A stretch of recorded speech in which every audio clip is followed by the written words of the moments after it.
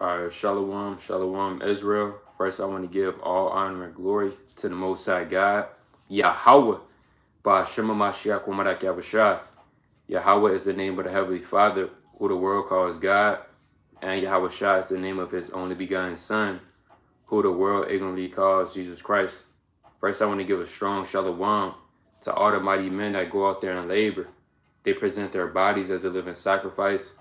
They're enduring all things for the elect's sake, to wake up the lost sheep of the house of Israel, the 100-degree weathers, the freezing below codes, and everything that's trying to hinder the work of the Most High. Shalom, shalom.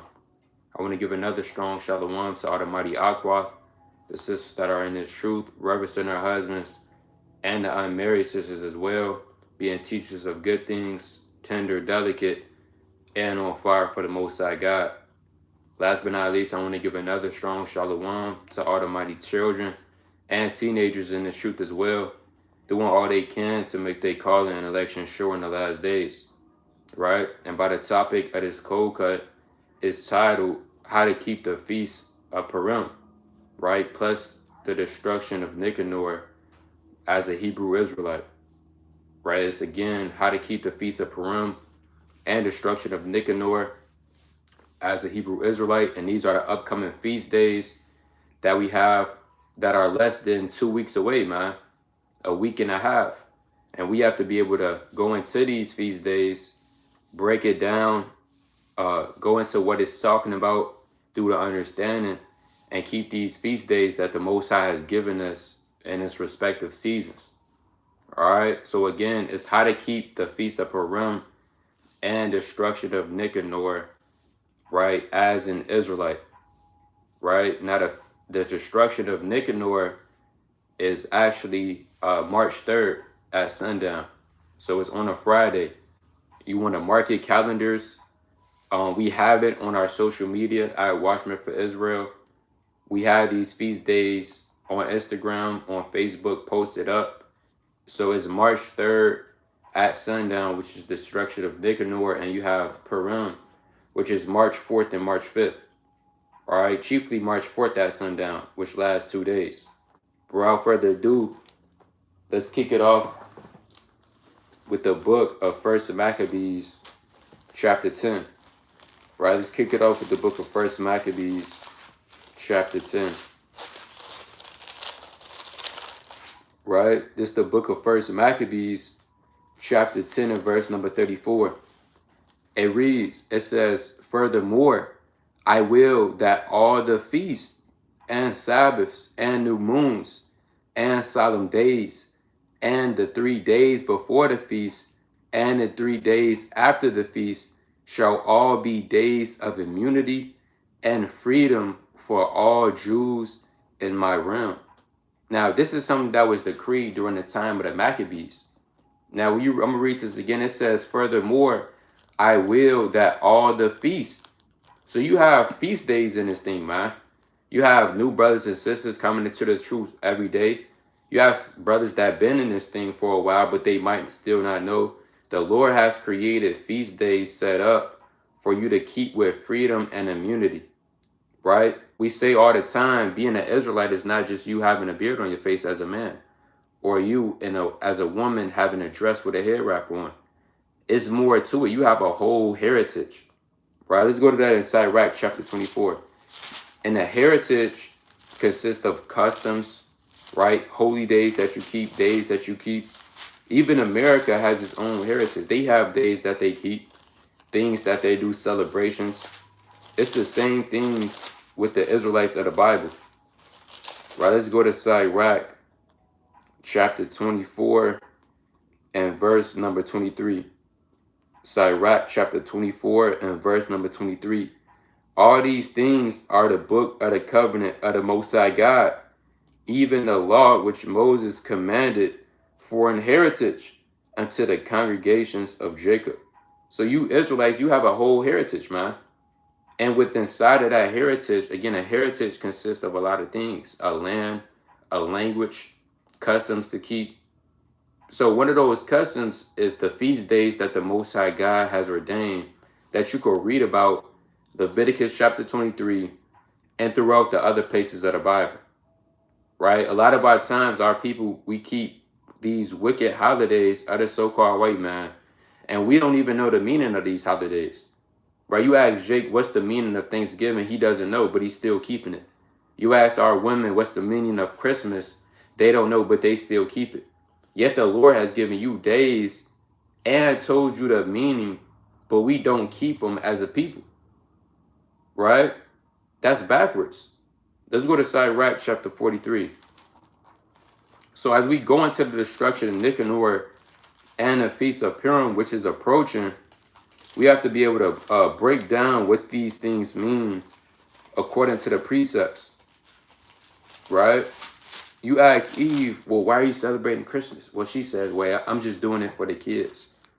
Where in the Bible does it say celebrate Christmas, right? Or Valentine's Day or Halloween? Yet we still do it, right? Let's go to Sirach chapter 43. It's the book of Sirach chapter, actually, I want Sirach chapter 33 before I go there. Let's go to Sirach chapter 33 and verse number 7, the classic. Right, it's Sirach chapter 33 and verse 7. And it reads, why doth one day excel another, when as all the light of every day in the year is of the sun? Right, you might say, well, hold on, what's the difference between this day and this day when the sun is out every single day? Right, it's going to explain itself. Verse 8, it says, by the knowledge of the Lord they were distinguished, and he altered seasons and feasts. So the Most High set this thing up, man. The Lord, he set up Purim. The Lord, he set up the destruction of Nicanor. The Lord, he set up the Passover. Man didn't set up these things. Now these holidays of the world, man has set up. But guess what? It says, by the knowledge of the Lord, they were distinguished. So however the Most High was feeling through his knowledge and understanding, he has set up these different high holy days to be observed with different emotions, like solemn, right? Gladness, mirth, joy, or sorrow, right? It says what? Verse 9, some of them hath he made high days and hallowed them. So certain days in a year are high days. Now, what does it mean by a high day? Meaning it's a day to be, it's a high day to be observed, or a holy or a set apart day, right? That's what it means. It says, and hallowed them, and some of them hath he made ordinary days. So certain days, they're holy days, days to be observed on a high level. And other day, if they're not a high holy day in the Bible, guess what? The Lord called it an ordinary day. So you have a lot of ordinary days, and you have some high holy days that the Lord has set up. Your birthday will be an example of an ordinary day. Or like we said, Christmas. Then you have high holy days, Purim, destruction of Nicanor, Passover, Pentecost, Feast of Tabernacles. These different things are days to be observed. We can't just let these things go by, man, or not give them reverence, or say that that doesn't mean anything, right? Or be puffed up through our pride and not observe these things. No, the Lord commanded us as the Israelites to observe these things, which are high holy days that were distinguished by the Most High God himself. And a lack of result of doing that, guess what? The curses get put upon you. So you don't want to observe these days. Guess what? The Lord is going to put the curses on you 10 times more, man. Or more affliction or more judgment. All right. So with that being said, right, let's hop straight into it. Right. Let's tackle the destruction of Nicanor. Right. Because you might say, well, hold on. What is the destruction of Nicanor? Right. Who is Nicanor? Or why is destruction in the Bible? Well, we have to go to it. Right, let's go to 2 Maccabees chapter 15. Right, let's go to the book of 2 Maccabees chapter 15 and verse number 1. Right, 2 Maccabees chapter 15 and verse number 1. It reads, it says, but Nicanor hearing that Judas and his company were in the strong places about Samaria, resolved without any danger to set upon them on the Sabbath day. Now, if you haven't read the book of 1st and 2nd Maccabees, right, we encourage brothers and sisters to do so you can get the background information of what's going on certain days and feast days inside the Maccabees, right? The Maccabees is a story rather that was going on during the time of the Grecian Empire. All right, so when it says Nicanor, Nicanor was a Seleucid general out of the Seleucid Empire or dynasty under Antiochus Epiphanes IV, right, and Demetrius Soter. So when you look him up, he's a so-called white man, one of the proudest Edomites in the scripture, right? Again, he was a general under the Seleucid dynasty, under Antiochus Epiphanes and Demetrius Soter, right? So it says, well, I'm going to read that again. But Nicanor, hearing that Judas and his company were in the strong places about Samaria, resolved without any danger to set upon them on a Sabbath day. Now, during this time, this is going into the conquest of Jerusalem, right, during the time of the Greeks. So the Greeks, chiefly the Seleucid dynasty, were running campaigns throughout the Levant to try to conquer and destroy Israel and have them follow the ways of the Greeks. Let's go to that in 2nd Maccabees chapter 6. So Judas was our forefather, right? Judas was our forefather. And you had many generals out of the Seleucid dynasty that tried to do this, right? You read about Georgius in 1st Maccabees, the 3rd chapter, right? And chiefly 1st Maccabees, the 4th chapter, which tried this as well. But let's go to 2nd Maccabees chapter 6. It's the book of 2nd Maccabees chapter 6 and verse number, I'm going to start at verse 1. 2nd Maccabees chapter 6 and 1. It says, not long after this, the king have sent an old man of Athens to compel the Jews to depart from the laws of their fathers and to not live after the laws of God. And that's what was going on during this time. The so-called white man, he didn't want the Jews to live after the laws of their forefathers, man, to keep the commandments, right? To serve the God of Abraham, Isaac, and Jacob. Verse 2, and to pollute also the temple in Jerusalem, and to call it the temple of Jupiter, Olympius, and that in Gerizim of Jupiter, the defender of strangers, as they did desire that dwell in the place. The coming of his mischief was sore and grievous to the people, for the temple was filled with riot and reviling by the Gentiles who dealt with harlots and had to do with women within the circuit of the holy places, and besides that brought in things that were not lawful. So during this time, the Greeks, they were conquering everybody. Tyre, Zidon, these different cities, all the way till they got Jerusalem. Guess what? They wanted to make the temple a temple of Olympus Jupiter, man, and offer swine's flesh and deal with prostitutes inside the holy temple of the Israelites. Ultimately, so they could depart and stop keeping the laws of their forefathers. Right? Reading on verse 5, and the altar was filled with profane things which the law forbiddeth. Neither was it lawful for a man to keep Sabbath days or ancient feasts, or to profess himself at all to be a Jew. So during the time of the Greeks, guess what? You couldn't even keep the feast days. You had to keep the feast days of the Greeks, man. You had to keep the laws of the Gentiles. You had to eat swine. You had to forsake you couldn't even call yourself an Israelite during this time. Right? So during this time, guess what? Judas and his brothers, they're revolting, man. They're saying, well, hold on, we can't do this. We have to die and we have to fight manly for our forefathers. And as we read on, you're going to read more about Nicanor. Before we read on, let's go to 2nd Maccabees chapter 8.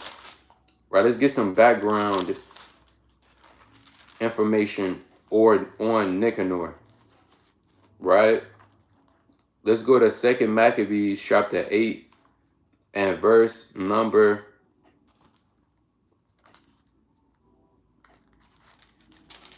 I'm going to start at verse 9, right? 2 Maccabees chapter 8 and verse 9.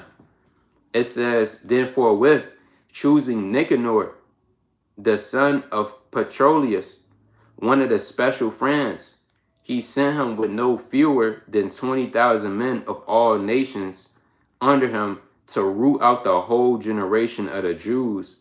And with him he joined also Georgius, a captain, who in matters of war had great experiences. So like we were saying earlier, these are two generals out of the Seleucid Empire, right? Chiefly under Antiochus Epiphanes IV and Demetrius Soter. So these men, they were chosen out, and the so-called white man was doing that. He was sending Bacchides, right, these different men to destroy the Jews, and Judas and his men were putting these men to flight, man. They were taking them down, right, successfully by the Most High. So now he's sending these men, Georgius and Nicanor, to get the job done. These were hitmans, for lack of better terms, against the Jews. Now his goal, right, in verse 9, it says to root out the whole generation of the Jews. So they were sent to, guess what, destroy all of the Israelites, right? That's where their job was, right? Verse 10, it says, 2 Maccabees 8 and 10, so Nicanor undertook to make so much money of the captive Jews as should defray the tribute of 2,000 talents, which the king was to pay the Romans.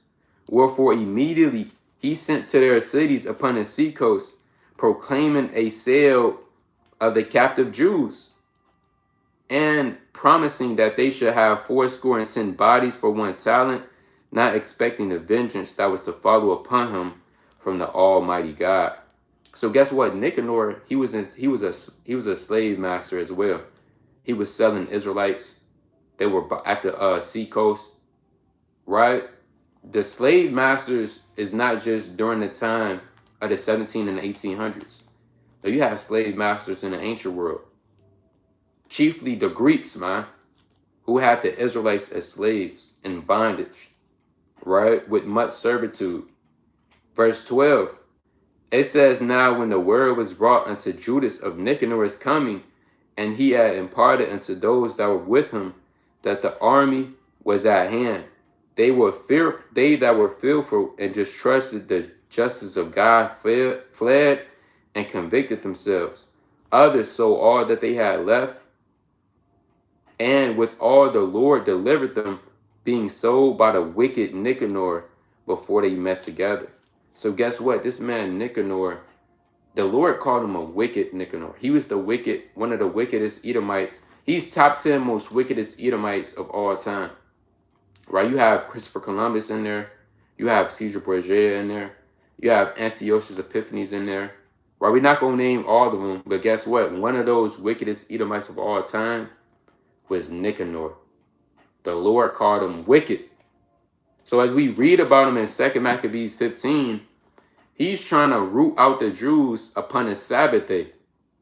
Right? Let's go to 2 Maccabees 15 of verse 1. Right? This is the background information before we get into the feast. Because you can't just jump into the feast days without knowing this information. You're going to be scratching your head. You're going to be saying, who is Nicanor? Where is he from? Who is this man? Who is Judas? We have to paint the picture first. Now, let's go to 2 Maccabees 15 and verse 1. It says, but Nicanor, hearing that Judas and his company were in the strong places about Samaria, resolved without any danger to set upon him on a Sabbath day. Nevertheless, the Jews that were compelled to go with him said, O destroy not so cruelly and barbarously, but give honor to that day, which he has seeth all things, have honored with holiness above other days. So guess what? The Jews saying, hold on. If we gonna fight us, okay, we can fight. But don't fight us on a Sabbath day. That's one of our holiest days. The Most High has set that day up above all other days. Right? Verse 3, then this most ungracious wretch, see that? Then this most ungracious wretch demanded if there were a mighty one in heaven that had commanded the Sabbath day to be kept. And when they said there is, and that's Esau for you, the Lord called him ungracious wretch, right? Verse 4, and when they said there is in heaven a living Lord and mighty who commanded that the 7th day to be kept, then said the other, and I also am mighty upon the earth, and I command to take armies and to do the king's business. Yet he obtained not to have this wicked will done.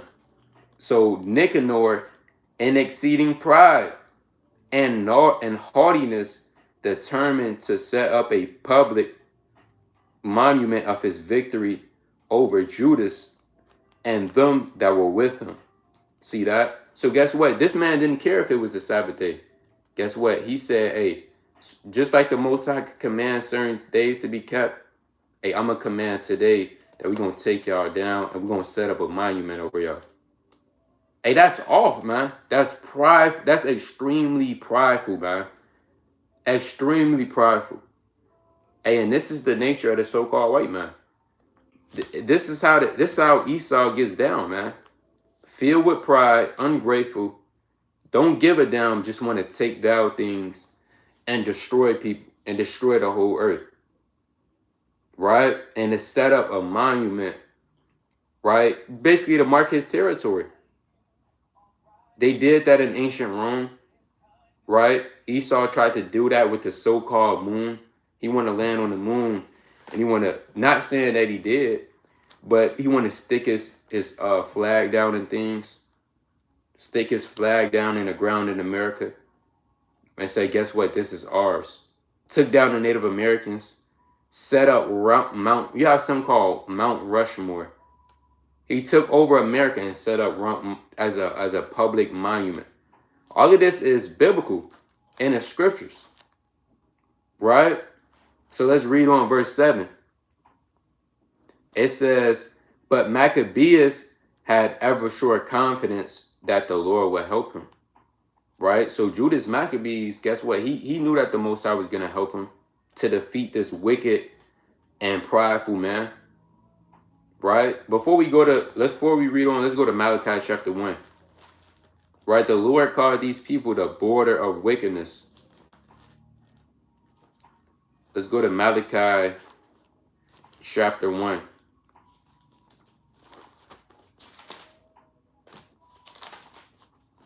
Right, it's the book of Malachi chapter 1 and verse number 4. It says, whereas Edom said, we are impoverished, but we will return and build the desolate places. Thus saith the Lord of hosts, they shall build, but I will throw down.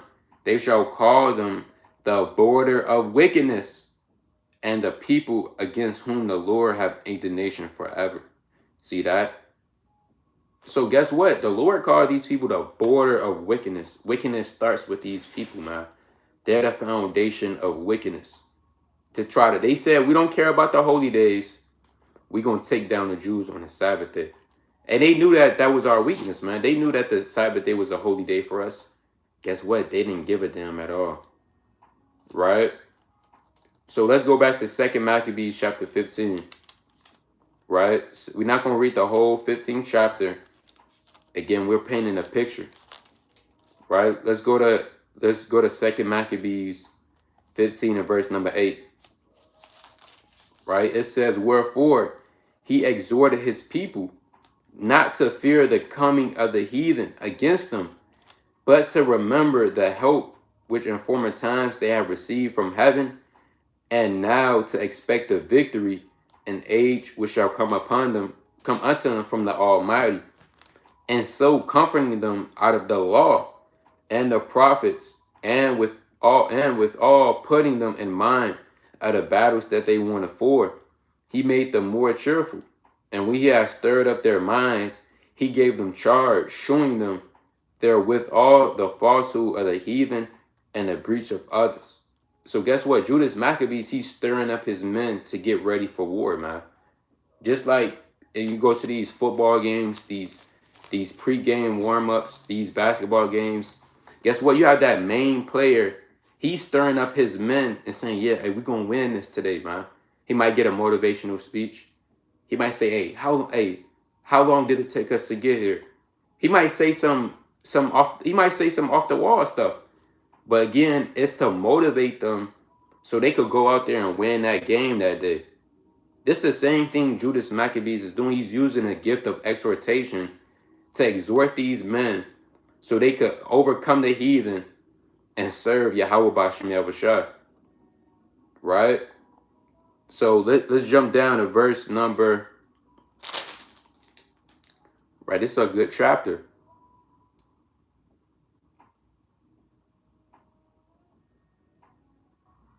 Right, let's go to 2 Maccabees chapter 15 and verse number 19. Right, 2 Maccabees 15 and 19. Also, they that were in the city took not the least care, being troubled for the conflict abroad. And now, when it's all looked, what should be the trial, and the enemies were already come near, and the armies were set in array, and the beasts conveniently placed, and the horsemen set in wings.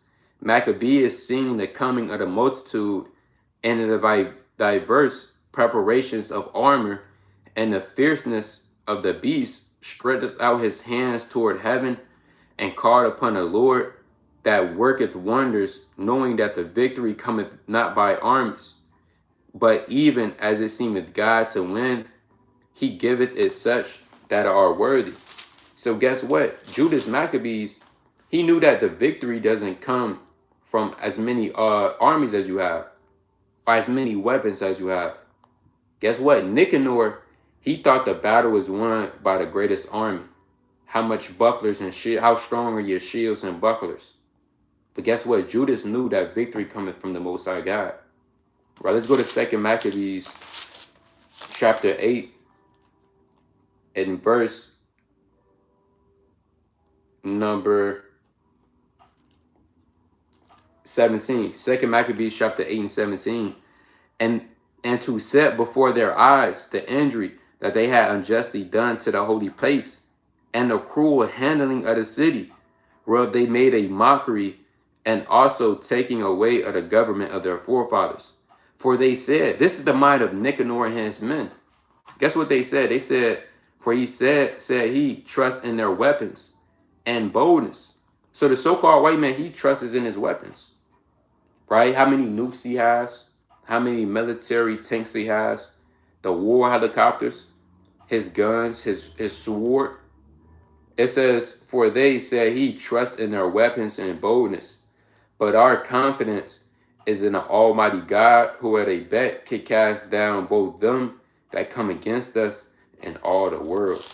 So guess what? Judas Maccabees, his trust was in the Most High God, right? He knew that just because you have a strong horse, that doesn't mean you're going to win, right? Just because you have 2,000 elephants, right? And this is a part of guerrilla warfare, right? Salakia, this is a part of guerrilla warfare in the ancient world. Men will have elephants. They will have archers with bow and arrows and a lot of mighty men. But guess what? Judas, he knew what determined the victory, right? Let's go to the book of Psalms, right? Let's go to the book of Psalms, chapter 33 and verse number 17. I'm going to start at verse 16, right? This Psalms, chapter 33 and verse 16. There is no king saved by the multitude of an host. A mighty man is not delivered by much strength, right? The Lord said, just because you're a mighty man and you're strong, that doesn't mean you're going to be delivered. That doesn't mean that you're going to get the war. What do you think this? But guess what? Nicanor, he's filled with pride. He really think because of his army, he's going to overcome the Israelites. Right? I'm going to read that again. Psalms 33 and 16. There is no king saved by the multitude of an host. A mighty man is not delivered by much strength. A horse is a vain thing for safety, neither shall he deliver anything by his great strength. And a horse is a very strong animal, right? Go get kicked by a horse, right? And see if it hurts or if it's a strong animal. No, the horse is equated with strength. But just because a horse is strong, that horse is not going to save you, man. That horse that's strong is not going to fight the heathen off. Guess what? The Lord is. And this is the pre-game of Judas Maccabees in his mindset. Right, read knowing it says, behold, the eye of the Lord is upon them that fear him, upon them that hope in his mercy, to deliver their soul from death and to keep them alive and famine. Our soul waited for the Lord. He is our help and our shield. And this has to be the mindset as us in the last days, not just during the time of the Greeks, right? Any situation you in, you want to understand that, guess what? The Most High, he giveth the victory. The Lord, he saves.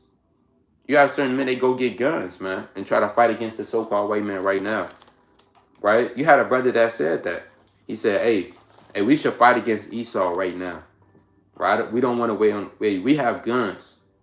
Well, hold on, brother. The Lord said nobody is saved by the multitude of their strength.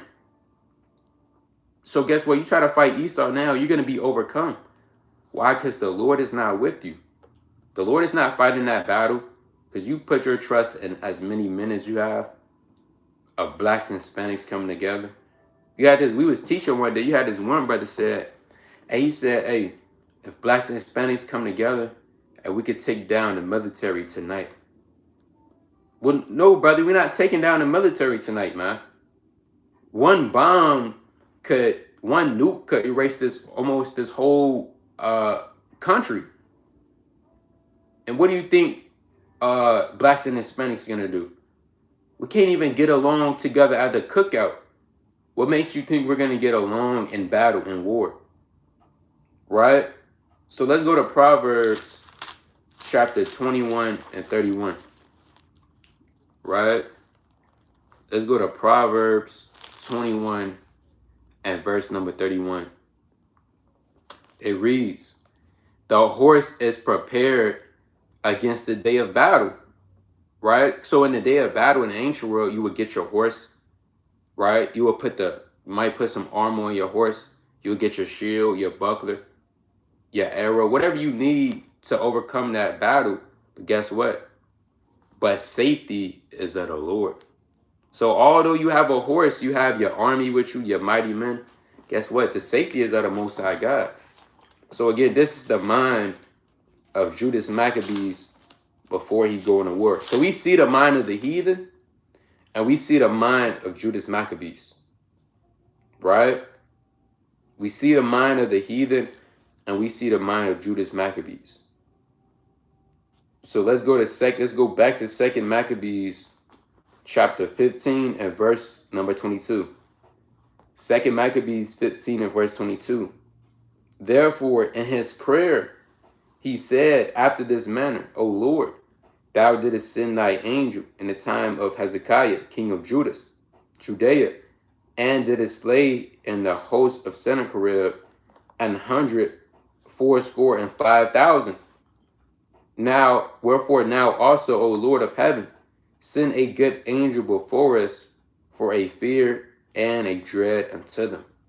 Right? And this is something every brother or sister should be doing before they go to battle. Now, I don't mean go to war physically. I'm talking about spiritually.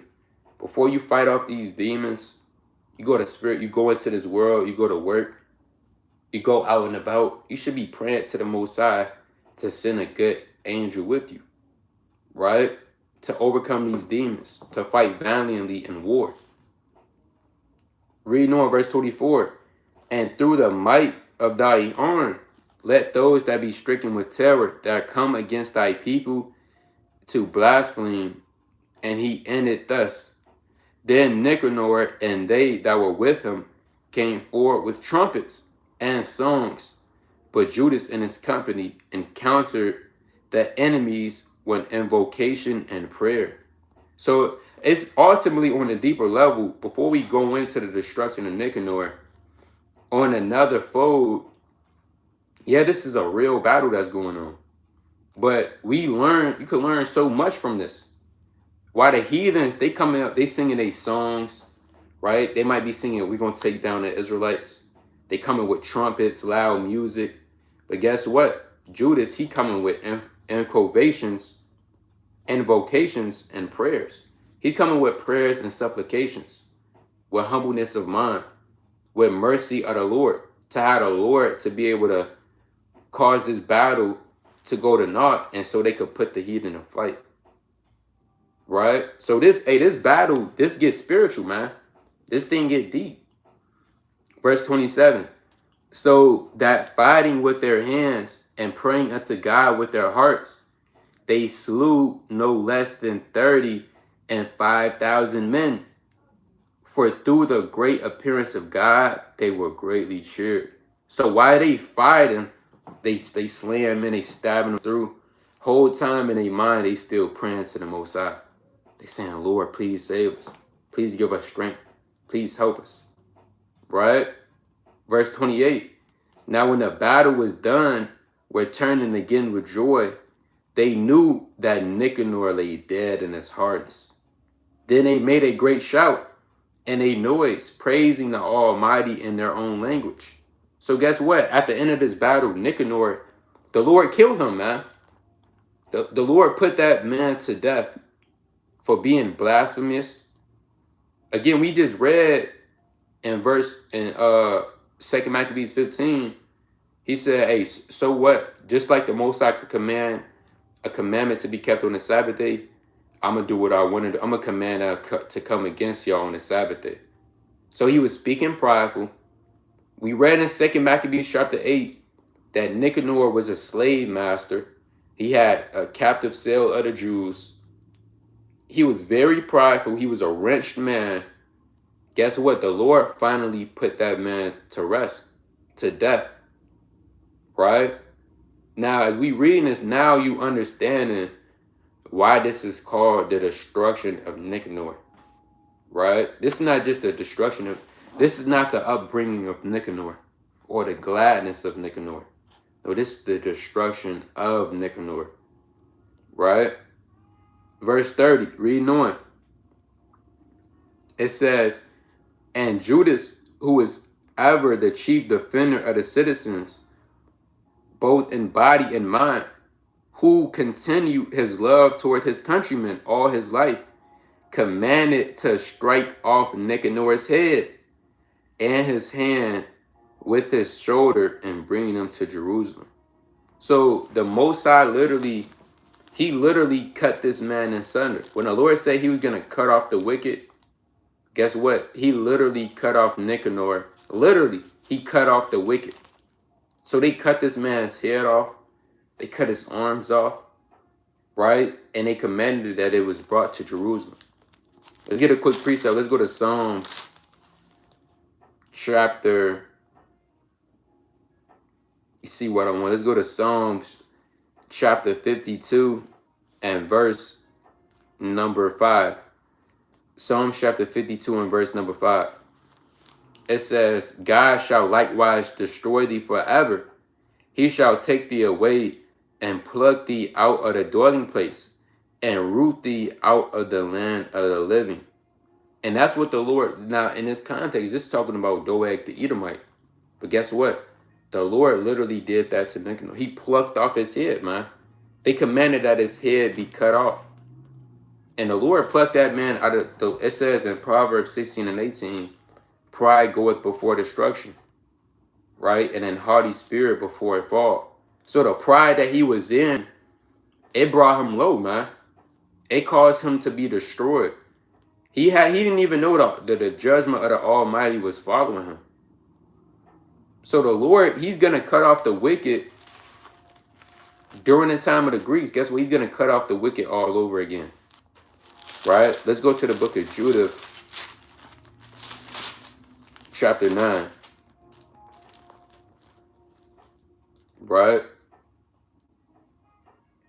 Let's go to the book of Judith, chapter 9, and the verse number... I'm going to start at verse number... Judith chapter 9 and verse number 9. It reads, Behold their pride, and send thy wrath upon their heads, and give into my hand, which am a widow, the power that I conceived. So just what Judith said, behold their pride, and send thy wrath upon their heads. Guess what? Nicanor, he literally had wrath sent upon his head, man. Holofernes, when you read the book of Judith, Judith cut off this man's head, man. So all of these prideful devils that try to come up on us modern day, they might come against you at your job. They might come against you for the rent. They might come against you while you're out there teaching. You might be on the way home and they pull you over. They trying to come against you to start iniquity and trouble. Guess what? You're not supposed to fight them back. You're not supposed to unite and try to take down the military. No, you have to see. You got to ask the Most High to have vengeance be put upon their heads, to send wrath put upon their heads, bro. That's what you're supposed to be fighting with your prayers toward the Most High God to send a good angel. Long behold, Judas Maccabees, he overcame that wicked man Nicanor. Right? So let's go back to 2 Maccabees chapter 15. All right, let's go to 2 Maccabees chapter 15. Let's read on in that. This 2 Maccabees chapter 15 and verse number 31.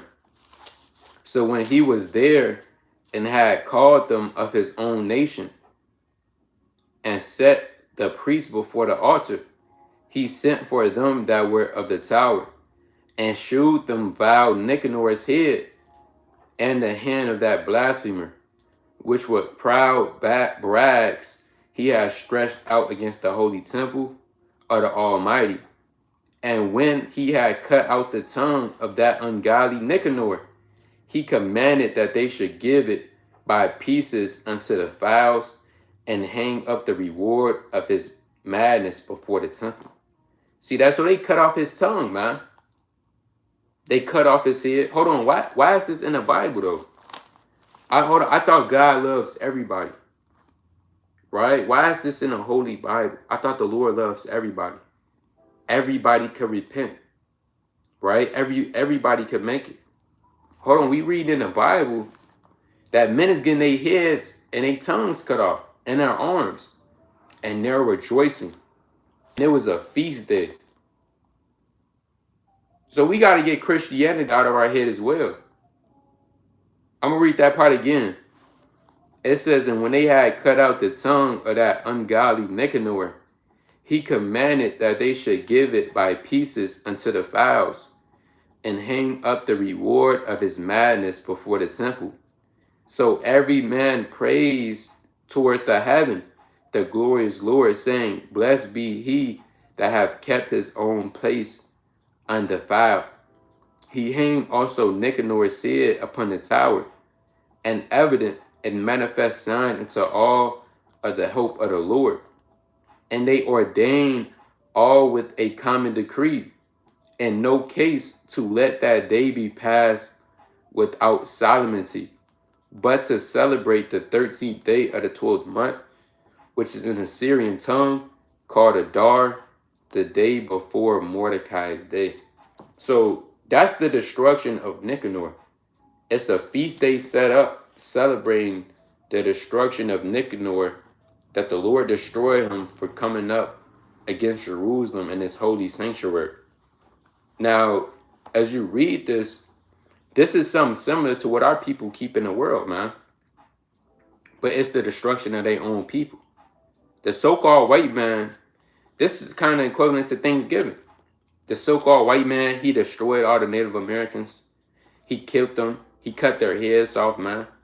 He cut their arms off. He tortured them. He burned down their houses. He raped their women. And guess what? It's a whole feast day predicated off of that. And guess what? You blacks, Hispanics, Native Americans, you go ahead and go keep it, man. Right? You go here, you get the ham, the mac and cheese. You are, and then you going around the table, you all listing what you thankful for. Hey, that's off, man.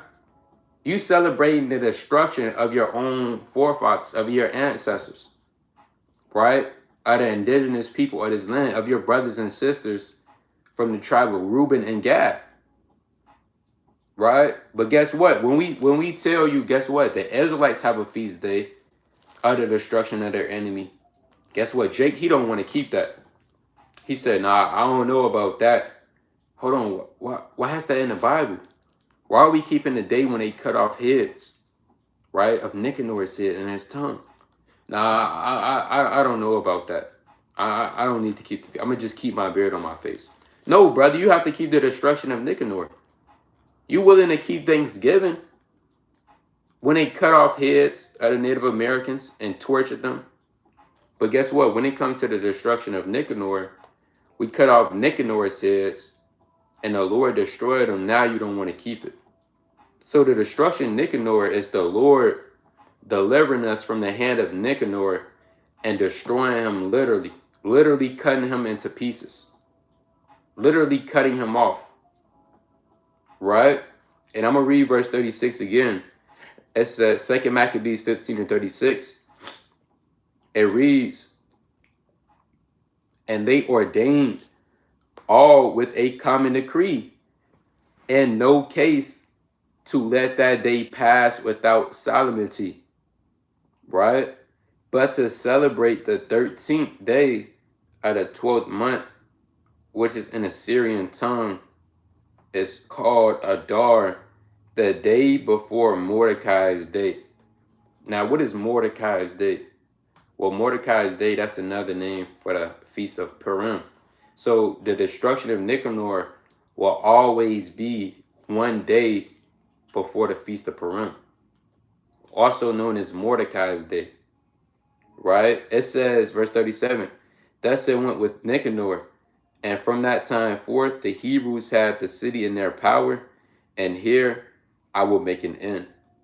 So from that day on, on that common decree, that day was kept every year before Mordecai's day as a feast day to celebrate the destruction of the wicked Nicanor and the deliverance of the Israelites, right? So that's the destruction of Nicanor in a nutshell. Like we said, we're not going to read the whole second Maccabees 15 chapter. You can also read this in the book of First Maccabees, the 7th chapter as well, right? You need Second Maccabees 15. You need First Maccabees chapter 7. You can read about the destruction of Nicanor and link it up that it's always going to be a day before Mordecai's day or the Feast of Purim. Now, with that being said, that's what's going to lead us until how to keep the Feast of Purim. So the destruction of Nicanor is kept like a regular feast day, just like you would keep a new moon, right? No buying, no selling. Let's get that in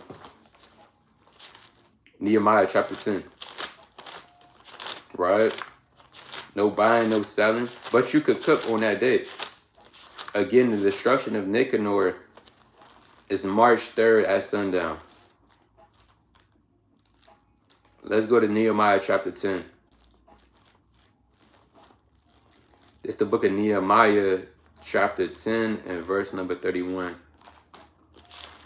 Nehemiah chapter 10. It's like my page is stuck. Right, Nehemiah chapter 10 and verse number 31. It reads, and if the people bring of the land, bring any ware or victuals upon the Sabbath day to sell, that we would not buy it of them on a Sabbath or on the holy day, that we would leave the 7th year and the exaction of every debt. So not only on the Sabbath day is there no buying or selling, but there also is no buying or selling on the holy day, right? So you keep the feast of destruction of Nicanor. You have gladness. You have your feast. You prepare your meal before the sun goes down. You get everything together. and you keep that feast in its respective season, and you turn up ultimately for the destruction of the so-called white man that was prideful and try to come against your ancestors on the Sabbath day. All right. So let's tackle the feast of Purim. Because somebody might say, well, hold on, what is Purim? Right? Where do I read about that at? Well, we have to go to it. Right? Now, the feast of Purim is found in the book of Esther. Right? When you read the book of Esther, and you have the additions to Esther and the Apocrypha, you could read about the feast of Purim. All right? Also known as Mordecai's Day. Right? Let's go to the book of Esther.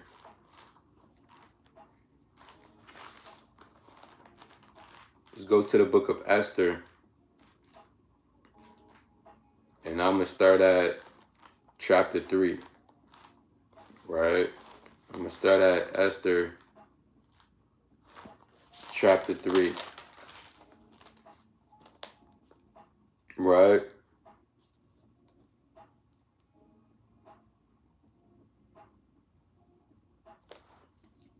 Right? Esther chapter 3. And I'm going to start at verse 1. Right? So the destruction of Nicanor in the Feast of Purim have similar celebrations to why we keep it. Right? Let's go to Esther chapter 3 and verse 1. Now, as we approach these feast days, you want to read over the book of Esther. You want to get into that spirit. It's only 10 chapters. You want to read 1st Maccabees chapter 7, 2nd Maccabees chapter 15, 1st and 2nd Maccabees. Right? So you can get in the spirit of these feast days. Just like Jake would set up the lights. Jake don't even set up the lights of Christmas on Christmas Day. He set up the lights a week before, 2 weeks before, put up the Christmas tree 2 weeks before. Just like how you used to get into the spirit of these wicked holidays, you want to get into the spirit of these righteous high holy days. So let's go to Esther chapter 3 and verse number 1. Right, this is the book of Esther chapter 3 and verse number 1. It says, after these things did Ahasuerus promote Haman, the son of Hammedatha, the Agagite, and advanced him, and set a seat above all the princes that were with him. So you read about King Ahasuerus, right? Also known in history as King Xerxes, or Xerxes the First, right? And you also read about Haman, the son of Hammedatha, the Agagite, which is a so-called white man through the precepts, right? Through the precepts, Haman, he would be a Macedonian, right? Let's show you that through the spirit. Let's go to the book of Additions to Esther, chapter 16. So when you read these different characters, you don't want to just read about these men. You want to go into who these men actually are. Where do they come from? What is their background information? Let's go to the book of Additions to Esther 16 and verse number 10. Additions to Esther in the Apocrypha 16 and 10. It says, for Ammon, a Macedonian, the son of Hammedatha, being indeed a stranger from the Persian blood, and far distant from our goodness, and as a stranger received of us. So this Haman was also known as a Macedonian. Who are the Macedonians? They were the Greeks, right? The Macedonians were the Greeks. You read Alexander, he was a Macedonian. You read about that in 1st Maccabees chapter 1 and verse 1. Right, let's go to that real fast. 1st Maccabees chapter 1 and verse 1.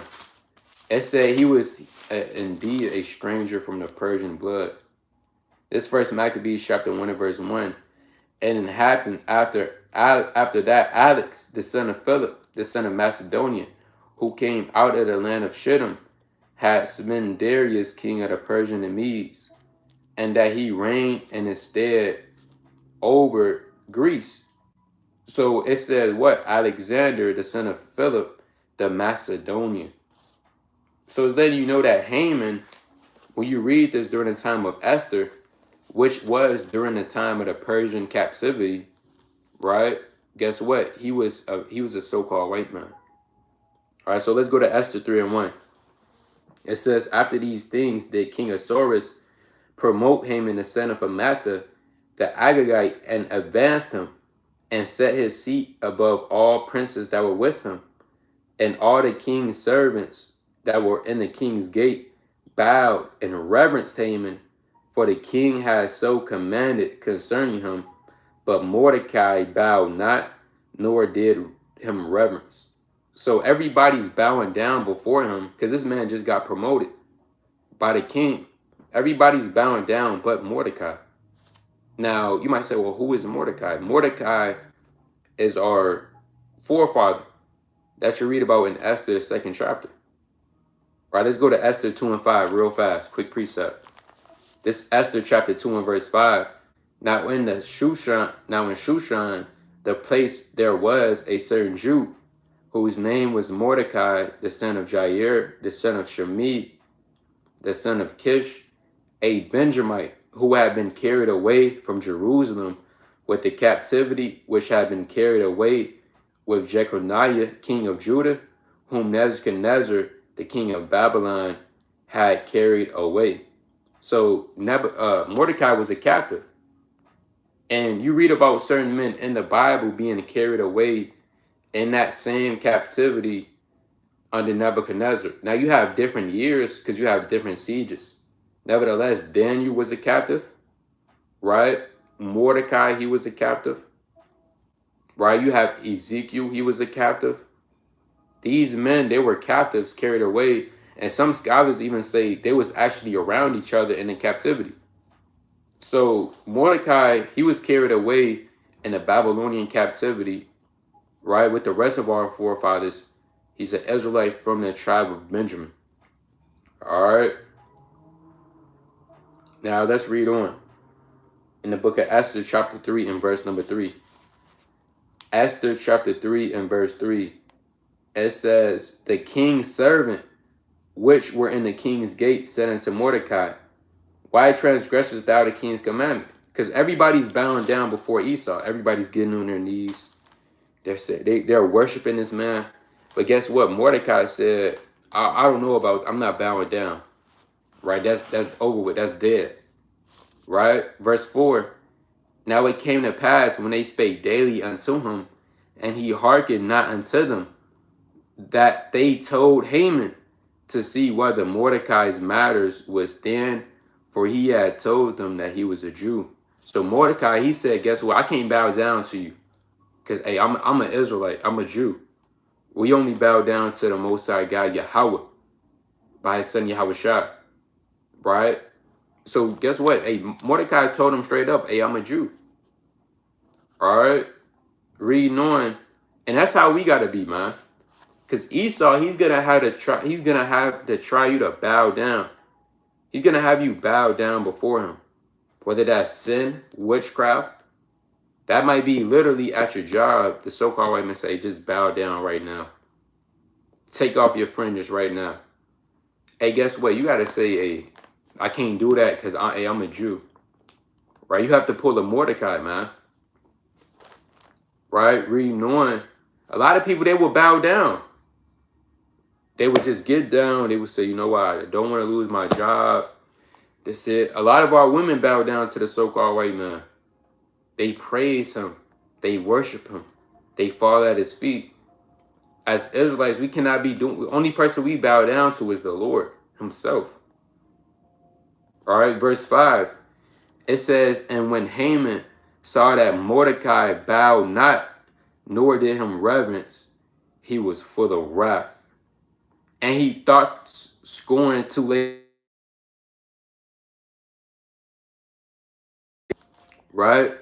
It says, and he thought scorn to lay hands on Mordecai alone, for they had shewed him the people of Mordecai. Therefore Haman sought to destroy all Jews that were throughout the whole kingdom of Ahasuerus, even the people of Mordecai. You know how prideful that is? So we read in the destruction Nicanor about a prideful Edomite, Nicanor, Then we read another prideful Edomite in the book of Maccabee, in the book of Esther.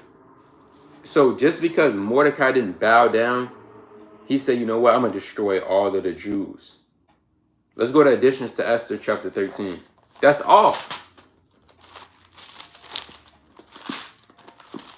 Let's go to Additions to Esther chapter 13 at verse number 12. It's the Additions to Esther chapter 13 and verse number 12. It reads, Thou knowest all things, and thou knowest, Lord, that it was neither in contempt nor pride, nor for any desire of glory, that I did not bow down to proud Haman. So, hey, when you read this to Esther, this end up account going into Esther. Hey, guess what? Mordecai said, hey, I did not bow down to him because I was prideful or in contempt or glory. It says, verse 13, For I could have been content with good for the salvation of Israel to kiss the soles of his feet. But I did this that I may not prefer the glory of man above the glory of God. Neither will I worship any but thee, O God, neither will I do it in pride. So, hey, you want to know why Mordecai didn't bow down to the so-called white man? To his knees? The reason he didn't bow down because what? Guess what? He prefers the glory of God than the glory of man. He's not, hey, Mordecai, he's not bound. We're not bowing down to no heathen, man. That's like the heathen on our highways and byways, right? You Jake come up, they teaching the word. Let's say the heathen out there teaching. Then the heathen bring out Isaiah 49 and 23. Like they telling another Israelite, you got to get down, you got to kiss my feet. And Jake just go do it. No, we're not doing that, man. Right? God forbid it's a brother out there that's being deceived by the so-called white man. He's listening to Isaiah 49:22 saying, right? We got to bow down. Okay. We got to lick up the dust at our feet. Okay, Esau. He's bowing down with his face toward the earth, and he's licking up the sole of Esau's feet. Hey, we might get angry, man. Right? We might have words with that brother. We might have to grab him up and say, brother, get off the floor now. Guess what? So Mordecai, he said what? Verse 14. But I did this, that I might not prefer the glory of man above the glory of God. Neither will I worship any but thee, O Lord. Neither will I do it in pride. And now, O Lord God and King, spare thy people, for their eyes are upon us to bring us to naught. They desire to destroy the inheritance that had been thine from the beginning. So guess what? Mordecai said, hey, I ain't bowing down to nobody but the Lord himself. And we have to have that same mindset walking in the ways of America through this wicked and prideful kingdom. Right? So let's go back to Esther chapter 3. Let's go to Esther chapter 3 and verse number 7. So Haman, he's declaring that all the Jews in the palace of Shushan should be destroyed. Right? Let's go to Esther 3 and 7. In the first month, that is, the month Nisan, in the 12th year of King Ahasuerus, they cast Pur, that is the lot, before Haman from day to day and from month to month to the 12th month, that is the month Adar. So guess what? They cast in lots to see when they're going to destroy the Israelites. That's why the word Purim literally means Pawar in the Hebrew, which means lot. Right? Let's see if we can get that in the Zondervan Bible Compact Dictionary. So if you have this, it has the definition in there. I'm going to see if I could grab it. All right, for the word Purim. So it's also known as Pur, or in the Hebrew, Pawar. All right, let's go to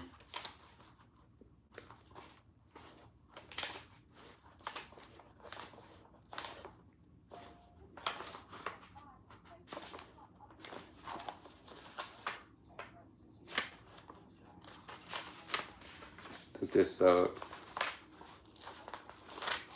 Right? So again, if you have the Bible Compact Dictionary on page 483 for the definition of Pur or Purim, it literally means lot. Why? Because the heathen casted lots to see when they were going to destroy us. Casting lot is an ancient way of modern day. Modern day, you would flip the coin, right? You would see, you might play rock, paper, scissors to see who wins or things of that nature. And in the ancient world, they would cast lots to ultimately determine the will of the Lord. Now, it says a Jewish festival celebrated on the 14th and 15th day of the month Adar, February or March, commemorating the deliverance of the Hebrews from the plots of the wicked Haman and the post-exilic period, Esther 3 and 7. So, hey, even in the dictionary, it got Haman as a wicked man. Hey, this in the dictionary. I didn't write this, right? This is by Zondervan, right? The scholars, right? Guess what? They said Haman, he's a wicked man. So the Feast of Purim, or the word Purim, means lot, also in which the Lord delivered us from the plots of wicked Haman. All right. So that's what the word Purim means, lot. So let's read on Esther 3 and 8. And Haman said unto the king Ahasuerus, there is a certain people scattered abroad and dispersed among the people in all the provinces of thy kingdom, and their laws are diverse from all people. Neither keep they the king's laws, therefore it is not for the king's profit to suffer them. If it please the king, let it be written that they may be destroyed, and I will pay 10,000 talents of silver to the hands of those that have the charge of the business to bring it into the king's treasuries. And the king took his ring from the hand and gave it unto Haman, the son of Amatha, the Agagite, the Jews' enemy. So you have enemies in this thing, man. Who are the Jews' enemies? The so-called white man, right? These Edomites, these Macedonians, right? And the king said unto Haman, the silver is given to thee, the people also, to do with them as it seemeth good to thee, right? And reading on, then were the king's scribes called on the 13th day of the first month, and there was written according to all that Haman had commanded unto the king's lieutenants and to the governors that were over every province, and to the rulers of people, and to every province according to the writing thereof, and to every people after their language, in the name of the king Ahasuerus, it was written and sealed with the king's ring. And the letters were sent by post, and to all the provinces, to destroy, to kill, to cause to perish all Jews, both young and old, little children, women, in one day, even upon the 13th day of the 12th month, which is the month Adar, and to take spoil of them for a prey. See that? So guess what? It was a decree sent out to destroy all Jews, children, women, infants. It don't matter. Old people, it don't matter. You're always going to get destroyed. All because Mordecai didn't bow down to the so-called white man. So you see these devils, how they operate, man. How they work out of pride, evilness, wickedness. Right? Now, let's go to the book of, man, this book of Esther is good.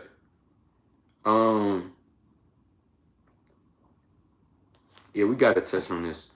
Let's go to Esther chapter 5 and verse number 10. I'm going to start at verse 9. Esther 5 and 9. Then went Haman forth that day joyful and with a glad heart.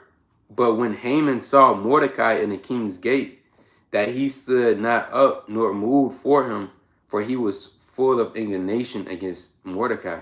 So guess what? Haman and Mordecai, after this situation, they had eye-to-eye contact, for lack of better terms. They seen each other. And when they seen each other, Haman, he was full of indignation. He wanted to kill Mordecai. He wanted to hang him on a tree right then and there. Right? And that goes into that envy that the Israelite man is always going to have with his brother Esau. Jacob and Esau is always going to have that enmity between each other. Even since they were in the womb, they were wrestling with each other.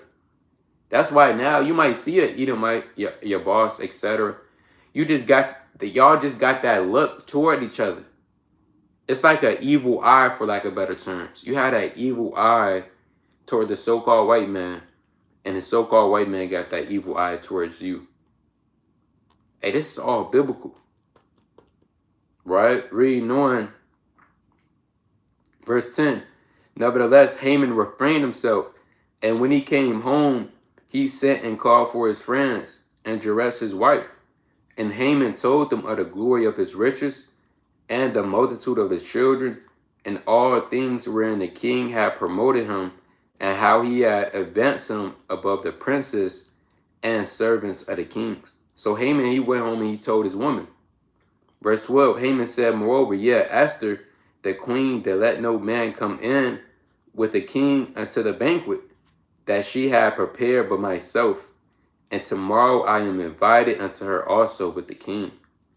Yet all this availeth me nothing, so long as I see Mordecai the Jew sitting at the king's gate.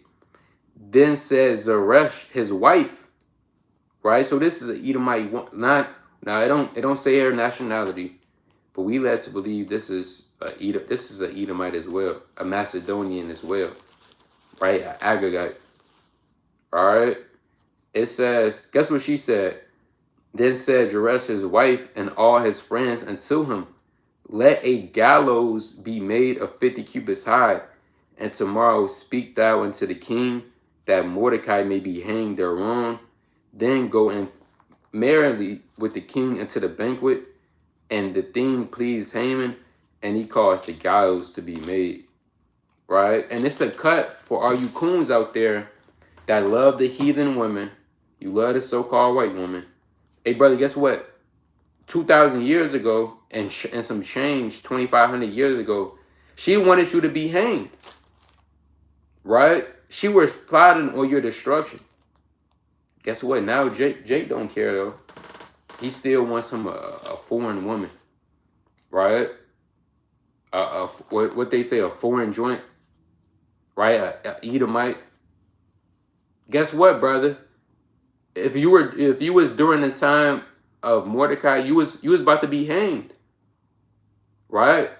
She wanted your forefather to be hanged on a gallows. Right? To be hanged on a rope.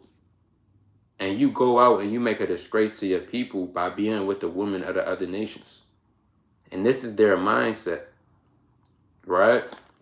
So let's go to the book of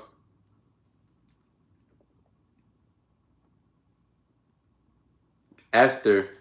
Let's go to the book of Esther, chapter 7. Right?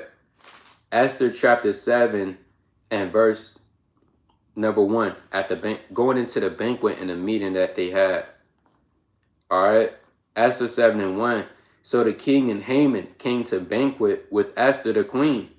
And the king said again unto Esther, on the second day at the banquet of wine, what is thy petition, Queen Esther? And it shall be granted unto thee. What is thy request? And that shall be performed even to the half of the kingdom. Then Esther the queen answered and said, if I have found favor in thy sight, O king, if it please the king, let my life be given me at my petition, and my people at my request. For we are sold, I and my people, to be destroyed, to be slain, and to perish. But if we have been sold for buying women and buying men, I would have held my tongue, although the enemy could not countervail the king's damage. Then King Ahasuerus answered and said unto Esther the queen, who is he, and where is he that does presume in his heart to do so? And Esther said, the adversary and enemy It's this wicked Haman. Then Haman was afraid before the king and the queen. Verse 7, and the king arising from the banquet of his wine in his wrath went into the place garden. And Haman stood up to make request for his life to Esther the queen, for he saw that there was evil to determine him by the king. So guess what? Esther is letting the king know, hey, guess what? It was this man over here, Haman. Now Haman's he's afraid. He's shaking now. He's nervous. His face probably turned red. Right? You know how Esau get nervous, his face was probably turning red. Heart started beating fast. Reading on verse 8. Then the king returned out of the palace garden into the place of the banquet of wine. And Haman was fallen upon a bed wherein Esther was.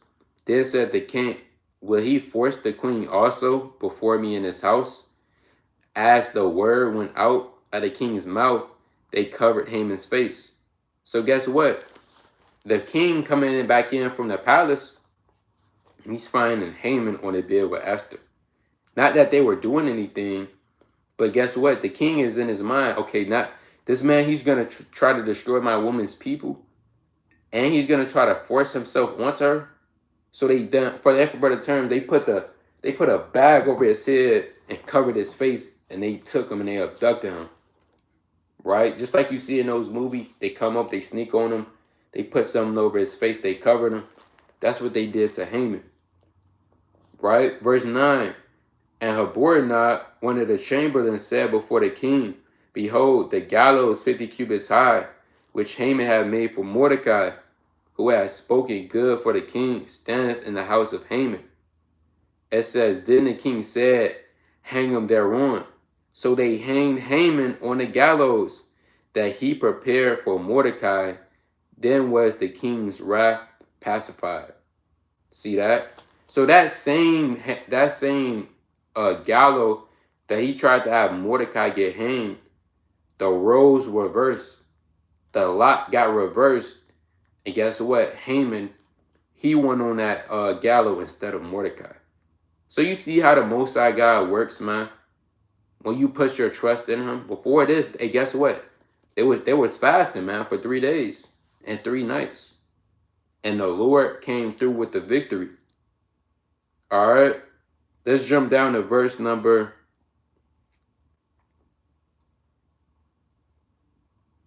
Let's go straight to the point. Right, let's go straight to the point. Let's go to Esther chapter 9 and verse number 1. Esther 9 and 1. Now in the 12th month, that is the month Adar, on the 13th day of the same, when the king's commandment and decree drew near to be put in execution, and the day that the enemies of the Jews had hoped to have power over them, though it was turned to the contrary, that the Jews had rule over them that hated them. See that? So it turned contrary, the roles reversed.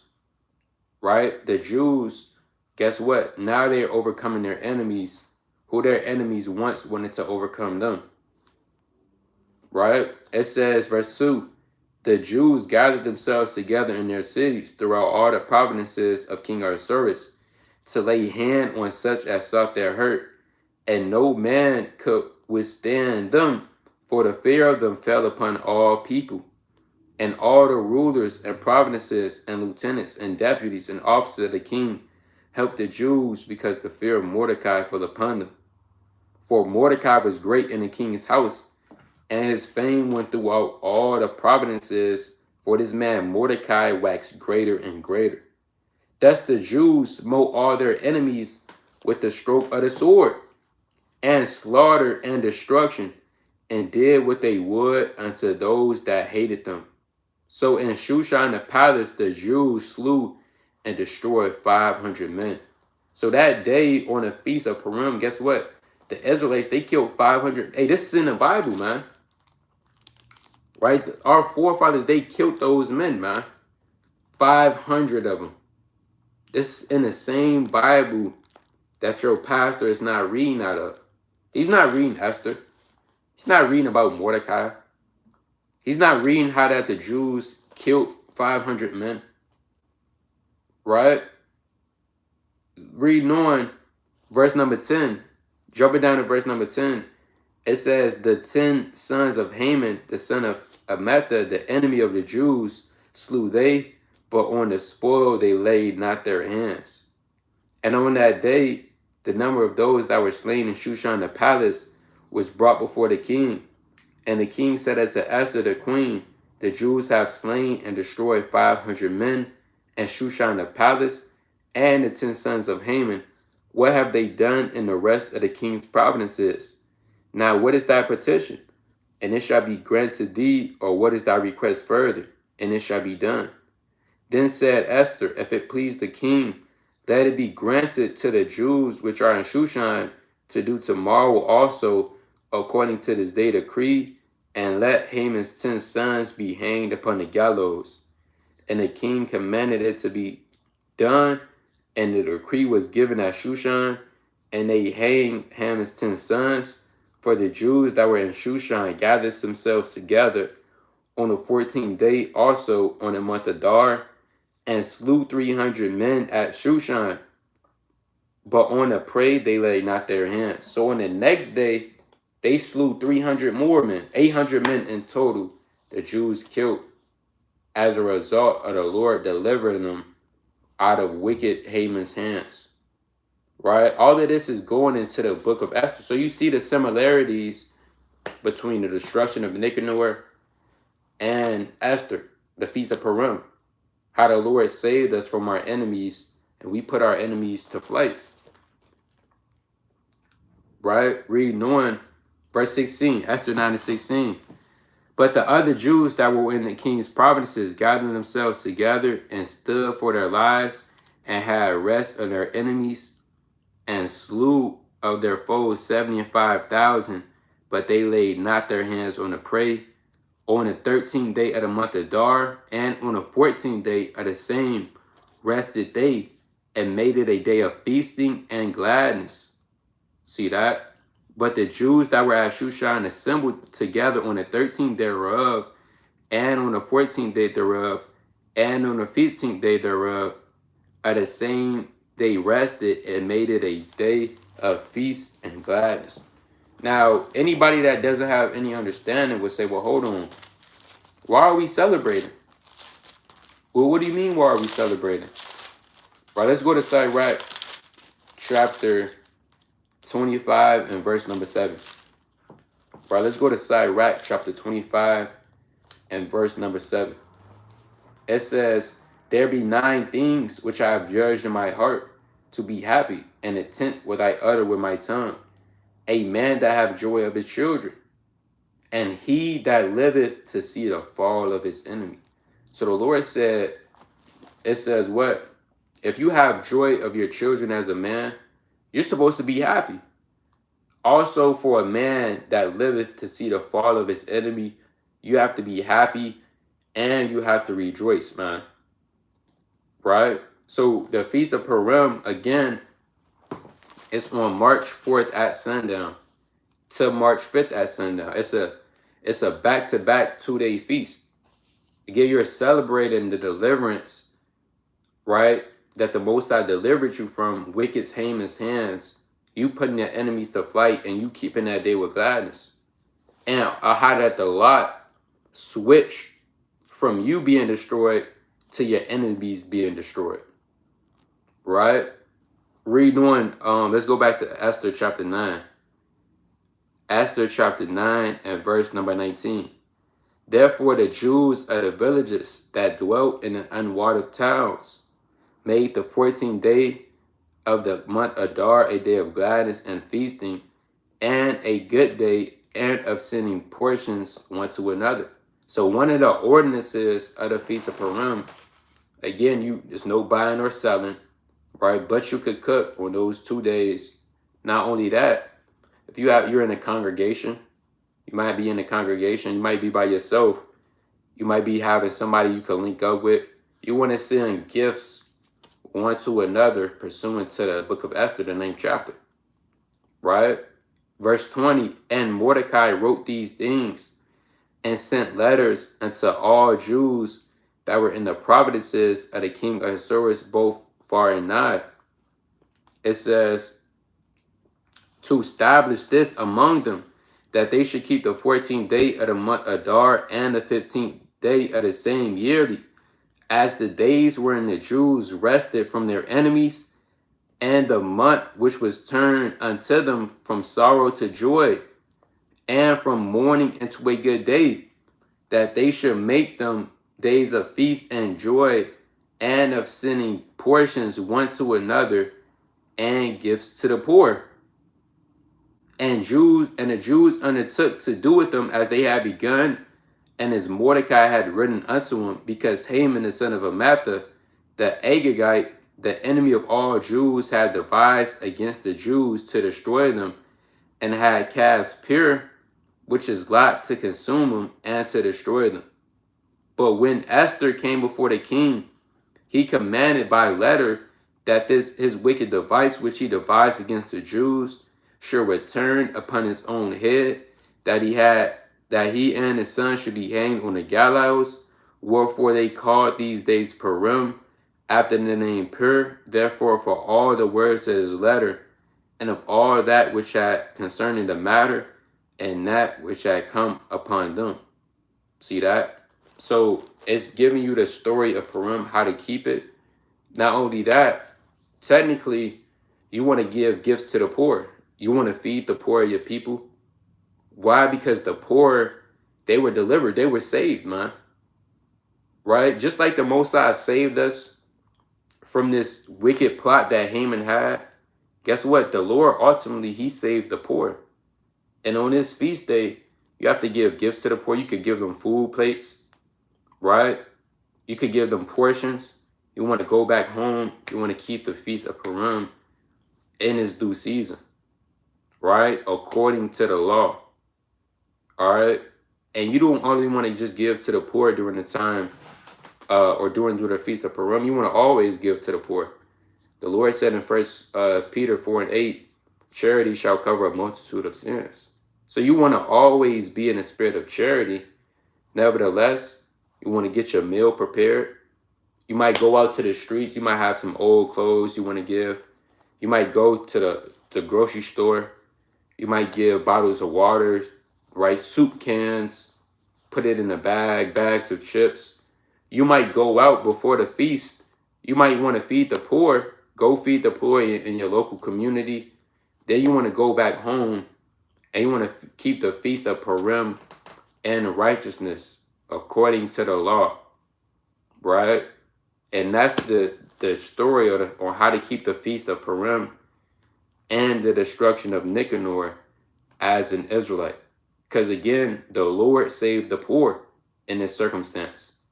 On one fold, the law is spiritual. These feast days, they're spiritual. This is not the only time the Lord delivering the poor. Guess what? He delivered the poor out of the land of Egypt. Who was the poor ones? Guess what? It was the Israelites. They were the ones. They didn't have anybody to help them, man.